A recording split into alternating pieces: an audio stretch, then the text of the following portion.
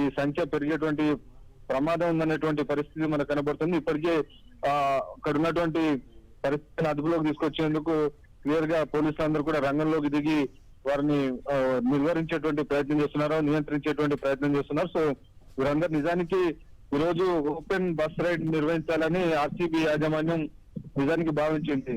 So ఒకవేళ అది కనుక జరిగి ఉంటే ఇంకా పెద్ద ఎత్తున ఈ రకమైనటువంటి ప్రమాదం ఉండేది అనేటువంటి ఒక సమాచారం వస్తుంది. ఓపెన్ బస్ రైడ్ కాకుండా నేరుగా ఇటు చిన్నస్వామి స్టేడియంలోనూ అలాగే ఇటు విధాన సౌధలో కలవడం ద్వారా కొంతమేర ఈ పరిస్థితిని అదుపులోకి తీసుకొచ్చారని మనకు క్లియర్ గా అర్థమవుతుంది. సో మొత్తానికి ఈ విక్టరీ పరేడ్ నిర్వహించేటువంటి సమయంలో వచ్చినటువంటి ఈ భారీ ఎత్తున వచ్చినటువంటి అభిమానుల యొక్క సంఖ్య, పోటెత్తినటువంటి అభిమానం నేపథ్యంలోనే వాటిని నియంత్రించలేక పోలీసులు చేతులెత్తేసిన కారణంగా ఇంత భారీ ఎత్తున ఈ రకమైన పరిస్థితి నెలకొంది. రైట్, తొక్కిసలాట్లో 7 మృతి చెందటం అంటేనే ఊహించుకోవచ్చు ఏ స్థాయిలో అక్కడికి అభిమానులు వచ్చుంటారన్నది. ఇంకా ఈ సంఖ్య పెరిగే అవకాశం ఉందని తెలుస్తోంది, ఎలా చూడొచ్చు?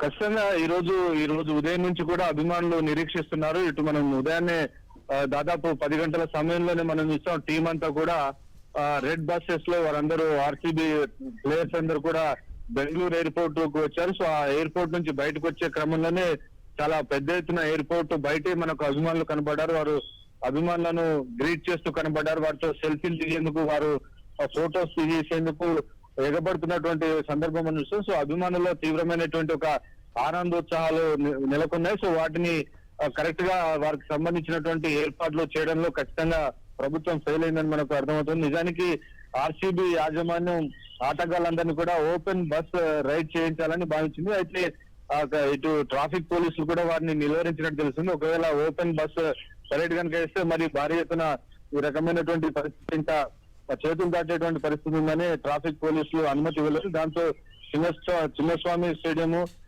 ఇటు విధాన సౌధ నుంచి చిన్నస్వామి స్టేడియం వరకు అనుమతి ఇచ్చారు. సో ఈ సమయంలోనే ఇటు స్టేడియం బయట, స్టేడియం లోపల కూడా ఈ రకమైనటువంటి పరిస్థితి నెలకొంది. దాదాపు 7 మంది చనిపోయారు. కొద్దిసేపటి కిందట విధాన సౌధ వద్ద కార్యక్రమం పూర్తి చేసుకుని స్వామి స్టేడియం కు పరేడ్ గా వెళ్తున్నటువంటి సమయంలో ఈ ఘటన చోటు చేసుకుంది. సో ఈ ప్రస్తుతానికైతే పరిస్థితిని అదుపులోకి తీసుకొచ్చేందుకు పోలీసులు పెద్ద ఎత్తున ప్రయత్నాలు కొనసాగిస్తున్నారు. ఈ తొక్కిసలాట అనంతరం అక్కడి పరిస్థితి ఎలా ఉంది? ఏమైనా అదుపులోకి వచ్చినట్లుగా తెలుస్తోందా వెంకటేష్?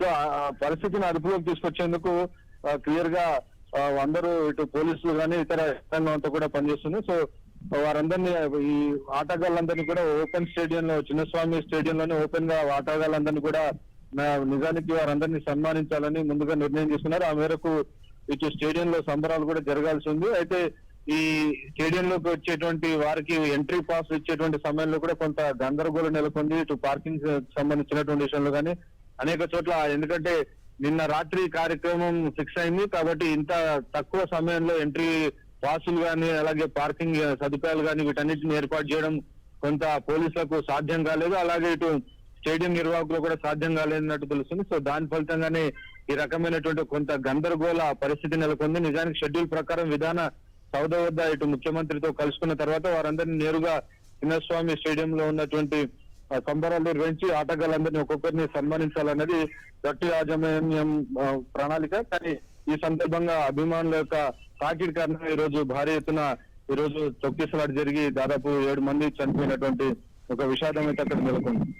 రైట్, ఒకటి సమయాభారం, రెండోది ఊహించని స్థాయిలో అక్కడికి అభిమానులు రావటం అనేది ఈ దుర్ఘటనకు కారణంగా కనిపిస్తుంది. నేపథ్యంలో యాజ్ పర్ స్కెడ్యూల్ ప్లాన్ చేసిన ప్రకారమే అక్కడ ప్రోగ్రామ్స్ నిర్వహించబోతున్నారా, లేదంటే ఏమైనా చేంజెస్ ఉన్నాయంటారా? సో సిచ్యువేషన్ అంతా ఎప్పటికప్పుడు మానిటర్ చేస్తున్నారు. సో క్లోజ్ గా అబ్జర్వ్ చేస్తున్నారు. సో ప్రోగ్రామ్ అయితే ఇంకా క్యాన్సిల్ కాలేదు. సో ప్రస్తుతం ఉన్నటువంటి పరిస్థితిని అదుపులోకి తీసుకొచ్చేందుకు పోలీసులు, ఇటు అధికార యంత్రాంగం, స్టేడియం నిర్వాహకులందరూ కూడా ప్రయత్నం చేస్తున్నారు. అనుమతి లేకుండా, ఎంట్రీ పాసులు లేకుండా చాలా మందికి చొరబడేందుకు ఈ స్టేడియంలో వచ్చేందుకు ప్రయత్నిస్తున్నారు. అభిమానులందరూ కూడా అభిమాన క్రికెటర్స్ అందరితో ఫోటోలు దిగాలని, వారి ఫోటోలు తీయాలని చాలా ఉత్సాహంతో ఉన్నారు. సో ఆ ఉత్సాహానికి అడ్డుకట్ట వేయడం అనేది ఎవరికి సాధ్యం కావడం లేదు. నిన్న రాత్రి నుంచి కూడా ఈ సెలబ్రేషన్స్ కేవలం బెంగళూరే కాదు, దేశవ్యాప్తంగా కూడా ఆర్సీబీ అభిమానులు విరాట్ కోహ్లీని విపరీతంగా ఆరాధించే వారందరూ కూడా నేరుగా అతన్ని చూడాలి, తమ నగరానికి వచ్చారనే నేపథ్యంలో ఆయన కలుసుకోవాలనేటువంటి తపనతో ఉన్నారు. సో వారందరూ కూడా చాలా మందికి పాసులు లేకుండా అందులోకి వచ్చే ప్రయత్నం చేస్తున్నారు. సో ఫలితంగానే కొంత గందరగోళ పరిస్థితి నెలకొంది. సో దాన్ని కొంత నియంత్రించి స్టేడియంలో ఉన్న కార్యక్రమాన్ని సజావుగా నిర్వహించేందుకు అవసరమైనటువంటి ఏర్పాట్లు అయితే జరుగుతూ ఉన్నాయి. రైట్.